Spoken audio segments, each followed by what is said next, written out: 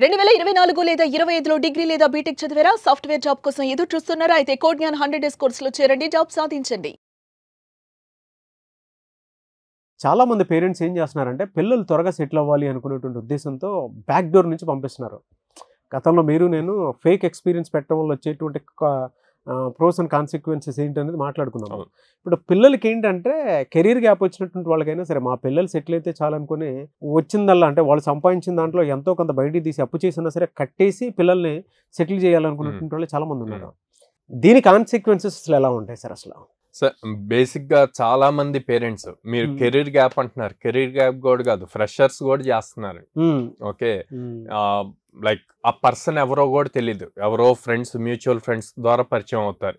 పరిచయం అయ్యి బాగా టాక్టివ్ ఉండి ఓకే నాకు ఇట్లా తెలుసు కంపెనీస్, నేను ఇలాగా డైరెక్ట్ జాబ్ ఇప్పిస్తాను, ఇంత అవుతుంది సమ్ ఎక్స్, వాళ్ళ ఎక్స్ కూడా చాలా హైలో ఉంటున్నాయండి అని చెప్తే స్టూడెంట్ ఆబ్వియస్ గా కన్విన్స్ అవుతాడు, అరే టైం వేస్ట్ చేయటం ఎందుకు, వస్తుంది కదా, ఇంకొంచెం ఎక్కువ ఇన్వెస్ట్మెంట్ చేసాం అనుకుందాం, ఫీజు పే చేసాం అనుకుందాం అన్న పాయింట్లో వెళ్ళి పేరెంట్ ఆబ్వియస్గా పేరెంట్ ఫస్ట్ ఎప్పుడు కూడా యాక్సెప్ట్ చేయండి.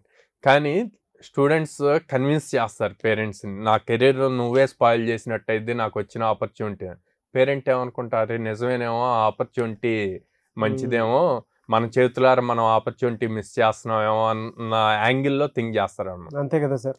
థింక్ చేసి పాపం వాళ్ళు తినకపోయినా లేవు అంటే గనక బయట నుంచి తెచ్చి కడతారు. కట్టాక 3-4 monthsలోనే వాళ్ళు లే ఆఫ్ అవుతారండి. ఎందుకు? అక్కడ అంత చేసి వెళ్ళినప్పుడు ఆ స్కిల్ ఉండాలి, ఆ స్కిల్ సెట్ ఉండట్లేదు. ఓకే, ఆ స్కిల్ సెట్ ఇంపార్టెంట్. అది లేకుండా వాళ్ళు మనీ పే చేసి మీరు జాబ్లోకి వెళ్ళాక మీరు ప్రూవ్ చేసుకోవాలి కదా. అట్లా ఎంతమంది ప్రూవ్ చేసుకుంటున్నారు, అది కూడా ఇంపార్టెంట్. సో నేను పేరెంట్స్కి చెప్పేది ఏంటంటే ఫస్ట్ మీరు అసలు అట్లాంటివి ఎంకరేజ్ చేయొద్దు. మీ ద్వారా మీకు ఎవరైనా మీ ఫ్రెండ్స్ సర్కిల్లో అట్లాగే ఎవరైనా చెప్పినా సరే ఇట్లా ఉంది చేర్పించు త్వరగా సెటిల్ అవుతా అని అట్లాంటివి ఎంకరేజ్ చేయొద్దు. First foundation important. ఆ ఫౌండేషన్ కోసం 4 నుంచి 5 నెలలు కష్టపడితే కెరీర్ అంతా బాగుంటుంది. ఆ బేసిక్స్ నేర్చుకోవటం ఇంపార్టెంట్.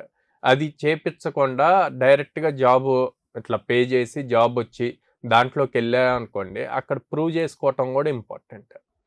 సో అది లేనప్పుడు మీ మనీ వేస్ట్, టైం వేస్ట్. ఇప్పుడు వాళ్ళు పే చేసిన అమౌంట్ రాదు, 4 months అక్కడ ఉన్న టైం వేస్ట్. అదే 4 monthsలో కోర్స్ నేర్చుకోవచ్చు కదా, స్కిల్ నేర్చుకోవచ్చు కదా, ఆపర్చునిటీస్ వస్తాయి, తనంతటి తను కొట్టేయచ్చు కదా జాబ్.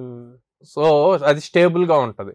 ఇప్పుడు 4 months తర్వాత వచ్చి అప్పుడు రియలైజ్ అయ్యి అప్పుడు మళ్ళీ కోర్స్ నేర్చుకున్నా అనుకోండి, ఇంకో 4 months 1 year అవుతుంది కదా, టైం వేస్ట్ అవుతుంది కదా.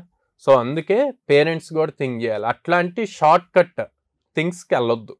ఓకే, ఎప్పుడైనా సరే బేస్ ఫౌండేషన్ స్ట్రాంగ్గా ఉంటే, మీరు ఇల్లు కట్టాలనుకున్నారండి, ఇల్లు కట్టాలి అన్నప్పుడు ఆబ్వియస్గా బేస్ అక్కడ ఉన్న ల్యాండ్ని బేస్ చేసుకొని చాలా లెంత్ లోపలికి పిల్లర్స్ వేస్తాం కదా. అవును, అట్లాగే ఇది కూడా అంతే. ఒకవేళ బాబు వీక్ అంటే 4 నెలలు కాకపోతే 8 నెలలు పట్టిద్దండి. కానీ తన ఫౌండేషన్ స్ట్రాంగ్గా కోడింగ్ నేర్చుకుంటే రేపు కెరీర్ అదే లెవెల్లో ఉంటుంది.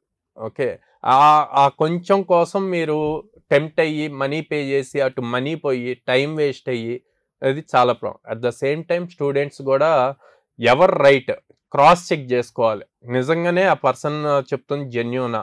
ఎందుకంటే ఈ మధ్య మన స్టూడెంట్స్లోనే ఫేస్ చేశారండి, అట్లా ఫేస్ చేసి వచ్చి ఇప్పుడు మన దగ్గర జాయిన్ అయ్యారన్నమాట.